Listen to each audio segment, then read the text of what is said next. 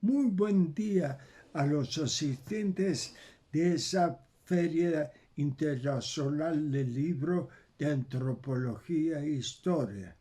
Soy Enrique Semo.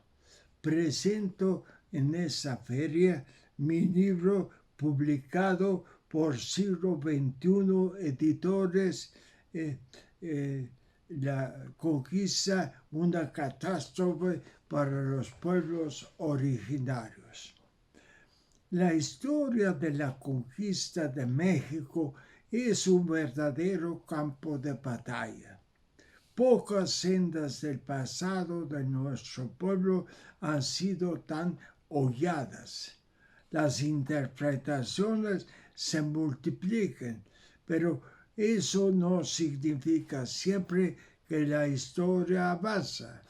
Frecuentemente las batallas tienen que ver con intereses, como por ejemplo los conservadores españoles que insisten en hacer de la conquista de México una gran gesta de la España imperial, en la cual un hombre excepcional, genio militar, hábil político y dirigente carismático, Hernán Cortés, a la cabeza de un pequeño grupo de hombres de armas españoles, conquistaron en 2 años a un imperio mexica que contaba con cientos de miles de guerreros. Los partidarios de la versión de los conquistadores míticos sostienen que las batallas de la conquista las ganaron todas los valientes españoles, las intrigas políticas fueron obra de Cortés y el sitio tuvo éxito debido a la dirección de sus capitanes y los 13 bergantines que él había mandado construir. Esta versión solo reconoce con sordina que hubo algunos auxiliares, tamemes y guías indígenas. Cuando el miércoles 26 de septiembre de 1520, en la plaza de Teocalli Mayor de Tlaxcala, Cortés pasó revista a las tropas españolas, el total era de apenas 700 hombres. El siguiente día hizo lo mismo con las fuerzas aliadas indígenas. El contingente más numeroso era el de los tlaxcaltecas, el mando del cual iba el joven Xicoténcatl. Hay muchas versiones sobre su número, que varían entre 60 y 80 mil hombres. Otros autores calculan que junto a los de Cholula, Huejotzingo y Tototoncapan eran 110,000. Cortés mismo, en su tendencia por exagerar, habla de 150,000.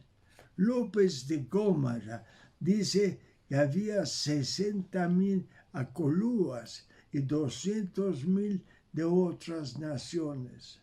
En todo caso, es seguro que por cada español que participó en el sitio había por lo menos 80 o 100 guerreros de diferentes pueblos originarios. Podemos decir, sin equivocarnos, que el peso principal de las batallas recayó en los indígenas tlaxcaltecas, acolúas, huajochingos, cholotecas, totonacos y otros que pelearon bajo una dirección de sus propios jefes, a veces sin la presencia de los españoles.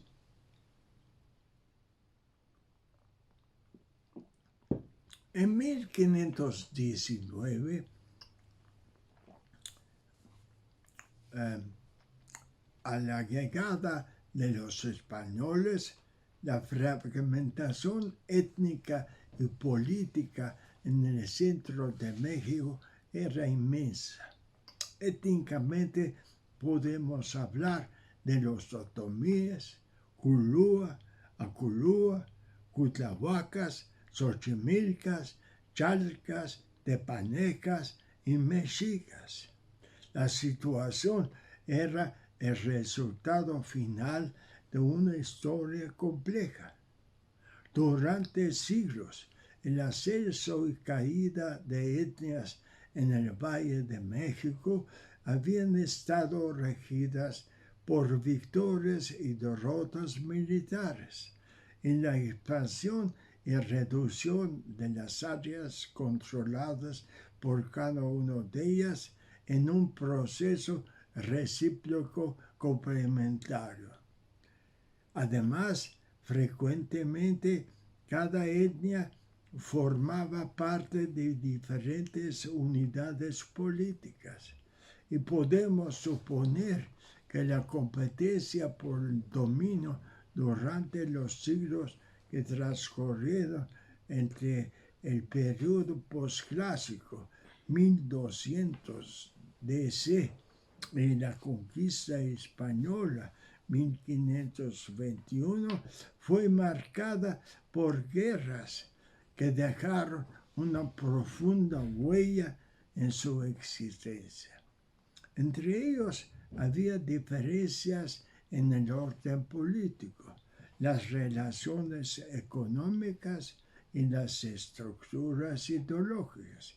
En la población total y la densidad había crecido considerablemente debido al aumento natural y las inmigraciones del norte y llegaba probablemente a unos 8 o 10 millones de habitantes, de los cuales 1 millón eran aztecas. La contradicción principal en el mundo de los pueblos de la náhuatl en el último siglo de historia prehispánica fue la contradicción entre el imperio azteca y los pueblos sometidos a él. Los mexicas eran una nación eminentemente guerrera. Cada año combinaban las labores agrícolas con las expediciones de conquista. En 100 años habían construido a sangre y fuego un imperio que en 1519 incluía unas 400 o 500 ciudades-estado. Los aztecas exigían a los pueblos sometidos tributo, trabajo masivo para sus construcciones, apoyo en sus expediciones de guerra y esclavos para los sacrificios. Además, había pueblos enclavados en el imperio a los que no lograron someter, con los tlaxcaltecas, los huajochincas y cholultecas, pero con los cuales sostenían guerras crónicas. El imperio azteca estaba basado en el miedo que debía ratificarse cada año con los éxitos que inspira terror. Es natural que el odio y temor que inspiraban los aztecas fuera creciendo. Muchos pueblos estaban dispuestos a luchar contra ellos, pero sus rencillas internas impedían toda acción conjunta. Los elementos de la Gran Alianza Azteca, que sitió y tomó Tenochtitlán, se fraguaron durante las últimas décadas del período posclásico. La historia había trabajado durante largas décadas para crear la situación adecuada para una rebelión masiva de estos pueblos contra el imperio azteca, antes de la llegada de los españoles. Cortés supo aprovechar para su propósito totalmente diferente y imponer el dominio colonial del imperio español sobre todos los pueblos originarios. La conquista catástrofe de los pueblos originarios es un nuevo enfoque de ese proceso y la fundación de lo que fue la Nueva España. La considera parte de la historia universal en sus causas y efectos. El primer tomo del libro está dedicado a la presentación de los 4 grandes actores del drama, los amerindios en sus sociedades comunales de parentesco, sus jefaturas y sus formaciones tributarias, los europeos del capitalismo mercantil, comerciantes, prestamistas y corsarios, los españoles recién salidos de la Reconquista, conquistadores, frailes y colonos, así como los africanos que llegaron pese a su voluntad en condición de esclavos para tomar parte en la fundación de la nueva sociedad. Cada uno de ellos dejó una profunda marca en el proceso, aun cuando los pueblos originarios fueron siempre mayoría. El segundo tomo de mi libro está dedicado a la historia de la conquista propiamente dicha, no solamente como se ha acostumbrado en el pasado en la conquista del Imperio Mexica, sino de todo el territorio y la población de lo que fue la Nueva España y luego del México independiente.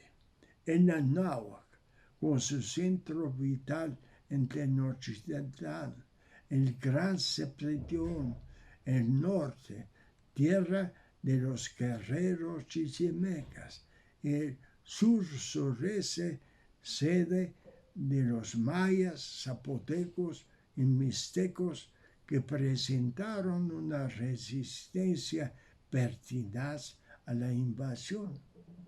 Desde esa mirada surge la imagen de una conquista sin fin, con rasgos y duraciones muy diferentes en el centro, el norte y el sur del país.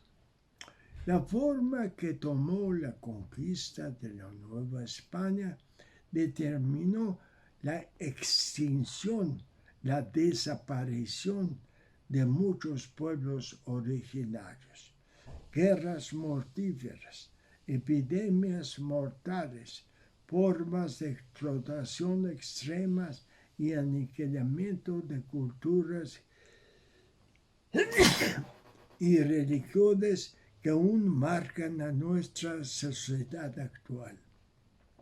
El choque entre los mexicas y la Gran Alianza antiazteca no tomaba conciencia de la novedad que representaba los conquistadores españoles, que rápidamente se transformaría en el enemigo común. Y eso es prueba de que los pueblos son frecuentemente sujetos a fuerzas que escapan a su control y entendimiento. En la guerra entre mexicas y la Gran Alianza antiazteca, los pueblos originarios actuaron en el presente que juegan en el papel que juegan en la historia, porque en las palabras de Walter Benjamin hay una cita secreta entre las generaciones pasadas y las presentes, o como dijo Marx, el muerto sujeta al vivo.